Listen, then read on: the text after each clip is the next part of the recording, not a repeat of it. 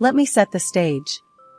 I'm Elise, 33, translator for a big shot company that keeps me on my toes with languages I barely knew existed until they handed me the dictionary.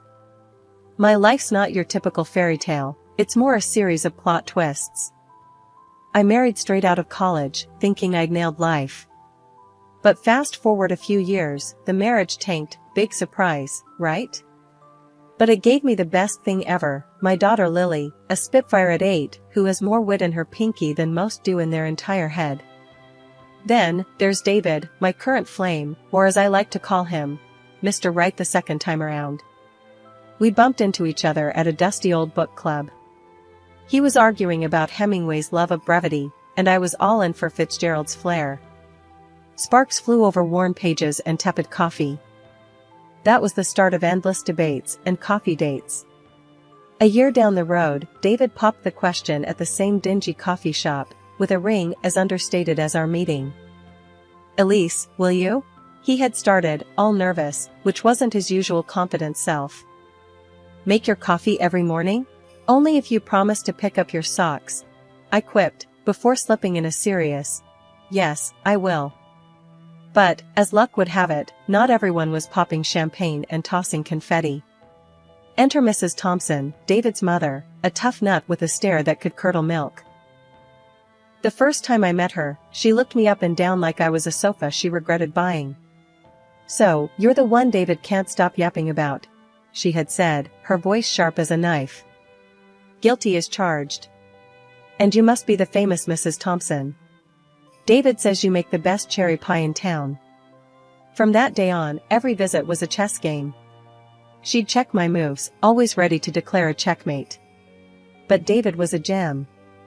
He'd squeeze my hand under the table, his way of saying, "Ignore her, I'm right here." One day, lounging on our rickety deck while David flipped burgers on the grill, he'd brought it up. "Mom's a bit old school, Elise. She's all about family legacy and that jazz. Yeah, and she's got it in her head that I'm done having kids. Thinks Lily's it and worries about the precious family line," I'd replied, the frustration bubbling up. David had put down the tongs, his face serious for once. I know. She's worried you won't want more kids. But whatever we decide, it's our business, not hers." Despite the gloom cast by David's mom, our wedding day was everything I'd hoped it would be, modest, but filled with joy. My daughter Lily was dolled up in a cute pink dress, practically floating around the venue, her laughter a melody that softened even the sternest hearts. Everyone we loved was there, smiling and cheering, except for one. Mrs. Thompson sat through the entire event with a face like she'd sucked on a lemon. She didn't even get up to congratulate us. Living with David, it felt like we'd hit the jackpot, warm, cozy evenings, and the constant buzz of a happy, albeit small, family. But as much as our home was filled with love, there was always an undercurrent of tension, thanks to one persistent storm cloud, Mrs. Thompson. One Saturday morning, while David was out running errands, Mrs. Thompson decided it was a good time to drop by unannounced. The doorbell rang just as Lily and I were in the middle of a heated Uno match. "Grams!" Lily shouted, dropping her cards and racing to the door. I followed more slowly, steeling myself. "Mrs. Thompson, what a surprise," I said, my voice polite but cool. She brushed past me without a greeting, her eyes sweeping the room like she was the health inspector and we were a restaurant on the brink of being shut down. "I was just in the neighborhood," she said, though we both knew she lived on the other side of town. "Thought I'd see what you all were up to without David around to supervise." As I headed to the kitchen, I heard her start in on Lily. "So, young lady, has your mother been keeping you busy, or are you just lazing around the house all day?" "We were playing Uno, and I was winning," Lily responded with a confidence I wished I could muster. "That's no real skill, is it? Why don't you read something more stimulating?" I returned with her tea, placing it on the coaster with a little more force than necessary. "Lily's top of her class, Mrs. Thompson. Uno's just for fun." Mrs. Thompson sipped her tea, making a face. "Well, as long as she's not falling behind. David tells me you're managing well enough, but I have to see it for myself. And making sure he's not burdened with more than he can handle is part of that." I sat down across from her, forcing a calm I didn't feel. David isn't burdened.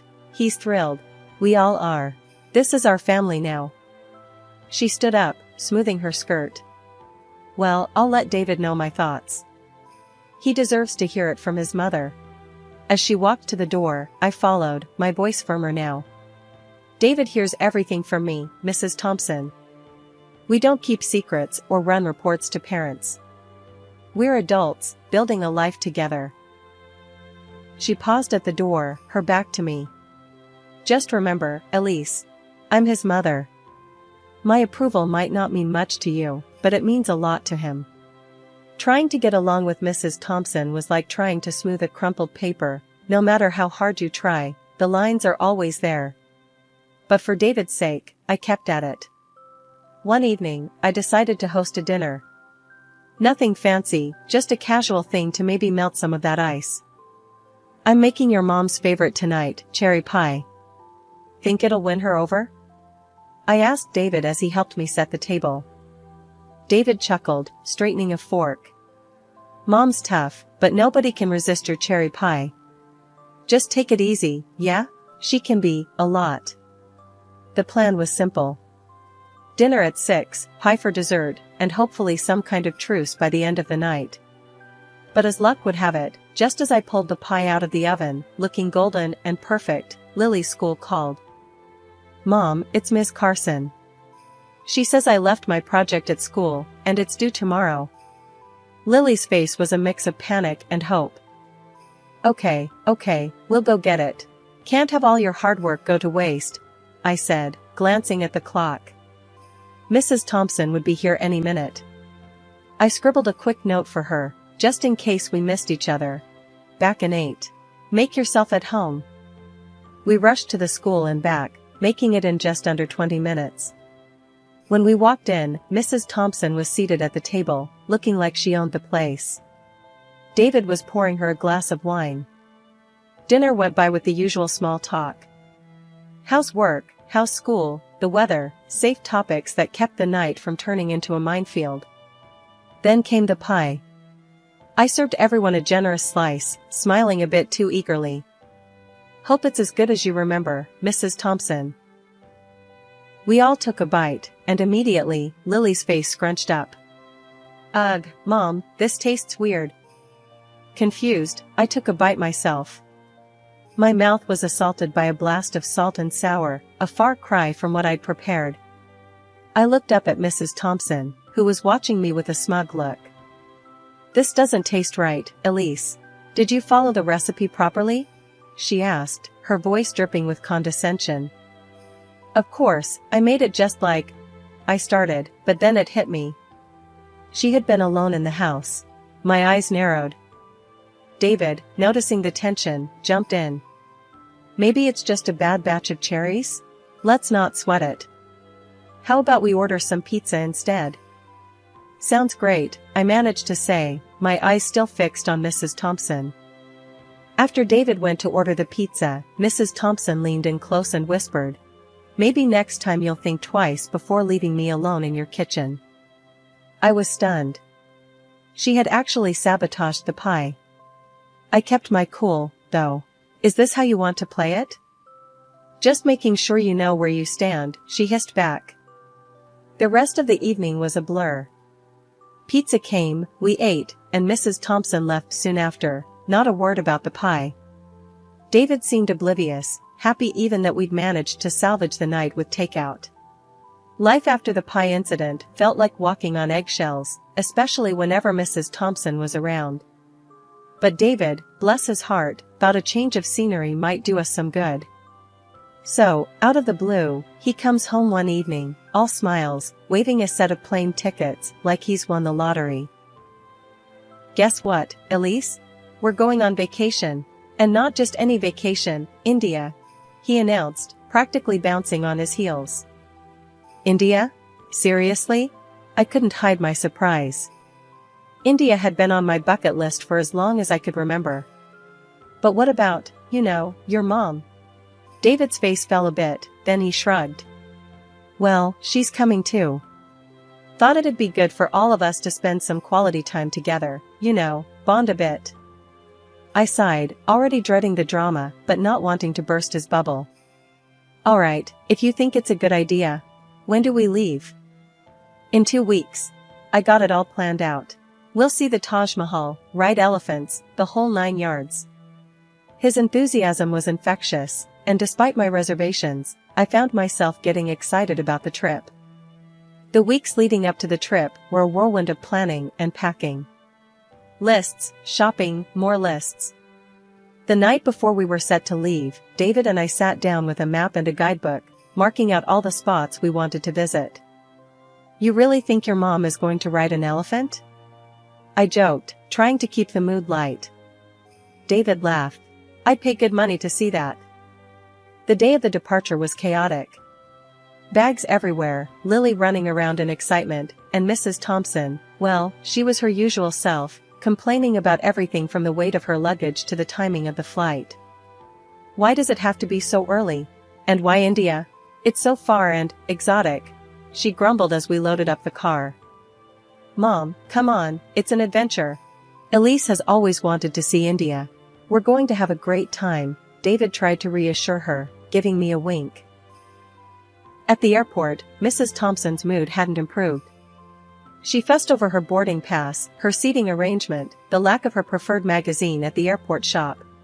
On the plane, Mrs. Thompson ended up seated separately from us, much to everyone's relief. She had managed to argue her way into an aisle seat closer to the front, away from our block of 3. As we soared above the clouds, heading towards an unknown experience, I couldn't help but wonder if this trip would bring us closer together or drive a deeper wedge. But ready or not, India awaited, and with it, a journey that was sure to be unforgettable. India was nothing short of an eye-opener, colors, chaos, and smells that could knock you sideways if you weren't careful. We'd been having the time of our lives, except, of course, for Mrs. Thompson, who found something to complain about at every turn. Still, David, Lily, and I were making the most of it, soaking up every experience. After a long day of sightseeing, we were back at the hotel, exhausted but happy. I was unpacking some of our stuff when I noticed Lily looking guilty, fidgeting next to her suitcase. What's up, Bug? You look like you're sitting on a secret, I nudged her gently. She bit her lip, then pulled out a package from her bag. Mom, look. Grandma gave this to me at the airport and told me to keep it a secret. She said it was a snack for when I get hungry. My heart sank as I saw the package. It was bacon. Lily, sweetheart, you know we can't bring meat into the country like this, right? It's against the law here. Lily's eyes widened, teary. I didn't know, Mom. Grandma said it was okay. Just then, David walked in. What's going on here? He asked, seeing the upset looks. I handed him the package, my voice tense. Your mom snuck this into Lily's bag. It's bacon, David. What? No, she wouldn't. His voice trailed off as he looked from the bacon to Lily's upset face. Dad, I'm sorry. I didn't mean to do anything bad, Lily cried out. David knelt down and hugged her. It's not your fault, honey. You didn't know. He looked up at me, worry creasing his forehead. Elise, what are we going to do? First, we get rid of this properly. Then, we need to have a serious talk with your mother, I said, more annoyed than ever. David nodded, still shocked but supportive. Yeah, okay. Let's handle this. We managed to dispose of the bacon without any issues, thankfully. But the mood was set for a confrontation. We found Mrs. Thompson in the hotel lounge, sipping tea as if she hadn't a care in the world. Mom, can we talk? David's tone was firm as he approached her, a sign he meant business. Mrs. Thompson looked up, her expression wary. What is it now, David? Can't you see I'm trying to relax? David didn't waste any time. Why did you give Lily bacon to bring here? You know that's illegal. It could have gotten us in serious trouble. Mrs. Thompson scoffed, rolling her eyes. Oh, please, it was just a few slices. You're making a mountain out of a molehill. It's not about the quantity, Mom. It's about following the law. And putting Lily in that position? Really? David's frustration was palpable. I stepped in, unable to hold back. Mrs. Thompson, what were you thinking? Putting your granddaughter in such a risky situation, just for what? A snack? She bristled, defensive. I was thinking of my granddaughter, unlike you, who drags her halfway across the world to places like this. That's enough, Mom. You're not making any sense, and what you did was wrong. Plain and simple, David cut her off. The conversation went around in circles for a while, with Mrs. Thompson refusing to see reason. But David stood his ground, and I couldn't have been prouder. Later that night, in our room, David apologized for his mother's behavior again. I'm sorry, Elise. I never thought she'd go this far. It's not your fault, David. But we need to be more careful with her. Who knows what else she might pull, I said, the day's events weighing heavily on my mind. David nodded, pulling me close. We'll handle it, together. No more secrets, no more sneaking around. We're a team, right? Right, I agreed, feeling a bit better knowing we were in this together. Still, as I watched Lily sleep peacefully, unaware of the storm her grandmother had almost caused, I knew this trip was going to be more than just a vacation. It was a test of our family's resilience. Our trip to India turned out to be way better than I feared. We saw incredible places, and even Mrs. Thompson kept her cool, which made me think maybe I had been too harsh on her. By the end of our trip, I was almost relaxed about her being around us. Maybe, just maybe, we could all get along after all. The day we were to head back, everything seemed smooth. We were at the airport, luggage in tow, checking off the last items from our travel list. That's when Lily tugged at my sleeve, her face scrunched up a bit. Mom, I need to go to the bathroom, she whispered. Sure, sweetie. Let's go, I replied, turning to Mrs. Thompson. Could you hold my bag for a minute? She smiled, a bit too sweetly.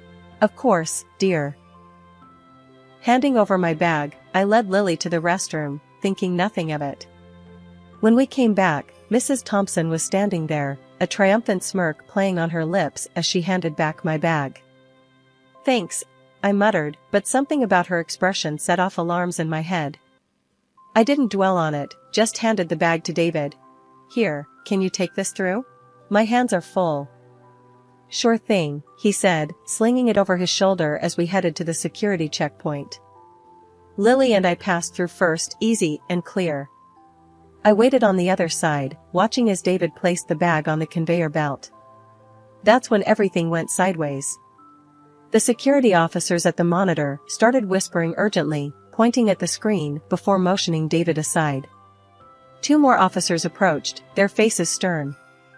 What's going on? I called out, stepping closer, but a security officer held up a hand to stop me. Ma'am, please wait here, he said. Panic clawed at my chest as I watched them talk to David, his face growing paler by the second. Then, without warning, they escorted him to a small room off to the side. Mrs. Thompson rushed over and grabbed my arm, her earlier smugness replaced by concern. Elise, what's happening? Why are they taking David? I pulled my arm away, keeping my voice steady, despite the chaos. I gave him my bag to carry through the scanner. They found something in it, something that shouldn't have been there. Her eyes widened, and for a second, I saw fear flicker across her face. Without another word, she tried to follow the officers who took David, but the customs officials stopped her. That's when she lost it, her composure cracking like thin ice underfoot. It was me. I did it. I put those things in her bag, she shouted, trying to push past the officers. The officers, now alert to a deeper issue, brought her back to where I was standing. They started asking rapid-fire questions. It was then that Mrs. Thompson broke down completely, crying and shaking as she confessed. While Elise was with her daughter, I put the money and medicines in her bag, she sobbed, her voice echoing in the busy airport. I wanted her to get caught, to be held back here while we went home. I couldn't believe what I was hearing. It was one thing to suspect your mother-in-law didn't like you, but another to hear her admit to framing you. The customs officers took us all aside to sort through this mess. As we stood there, with officers buzzing around, taking notes, Mrs. Thompson turned to me, tears streaming down her face. "Elise, I'm so sorry. I just thought. I thought if you were out of the picture, David would come back, that he'd realize his mistake. But I was wrong, so wrong. Please, can you forgive me?" I stared at her, feeling a mix of anger and pity. "You didn't just make a mistake. You almost ruined our lives." The officers had listened to everything, and after confirming the story with the surveillance footage, they decided to release David. He came back to us, his face a mask of shock and relief. When he saw his mother in handcuffs, something inside him seemed to break. "Mom, how could you?"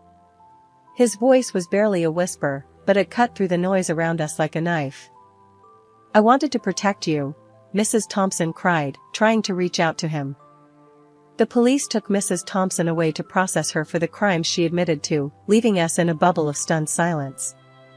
As we headed to the gate to catch our rescheduled flight, I leaned on David, the events of the day replaying in my mind. His mother's actions were unforgivable, and as we walked, a plan began to form on how we would move forward, how we would rebuild the trust and safety that had been so severely shattered.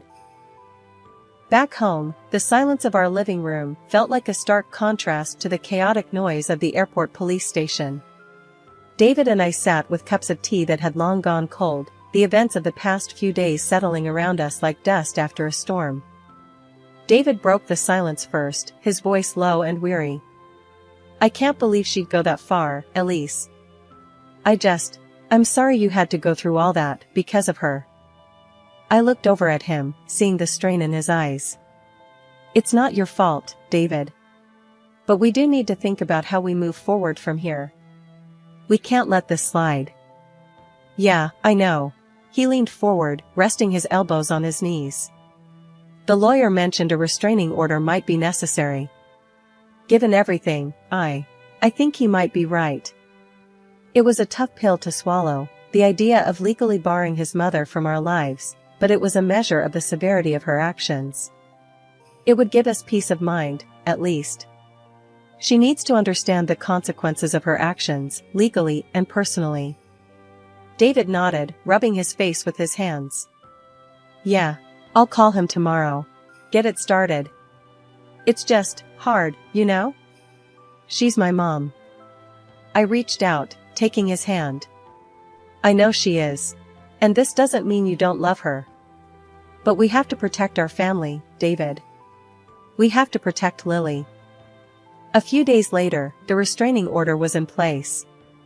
It was a surreal feeling, knowing that it had come to this. When David told Lily, he did it in a way that was gentle, but honest.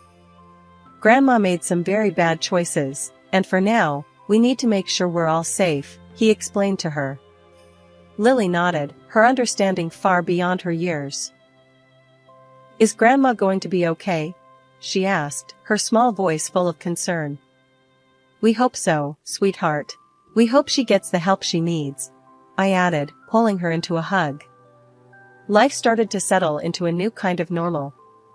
The days passed with fewer worries about unexpected disruptions, and slowly, the tension began to ease from our shoulders. Mrs. Thompson had spent 2 months in a local prison and was then deported back to the United States. The image of her, desperate and broken, was stark, but it was her actions, not mine, that led us here. Days passed, and the ripple effects of Mrs. Thompson's actions were felt throughout our wider circle of family and friends. People who had once been fixtures in our lives began distancing themselves from her. Her betrayal wasn't just personal, it was profound, affecting everyone connected to us. She lived alone now, isolated by her own deeds. It was a harsh reality, but a self-inflicted one. One evening, as we sat watching a movie together, wrapped in blankets and sharing a bowl of popcorn, David paused the movie and looked over at me. "Elise, I've been thinking a lot about everything that's happened. And I just want to say thank you. For being so strong, for being the rock for this family." I smiled, leaning into him. "I do it for us, for all of us. Because that's what you do when you love someone, you stand by them." As we resumed the movie, I looked over at Lily, her eyes heavy with sleep, safe in the knowledge that she was loved and protected. Reflecting on everything, I realized that family isn't just about the good times. It's about who stands with you during the trials, who holds your hand when the path gets rocky.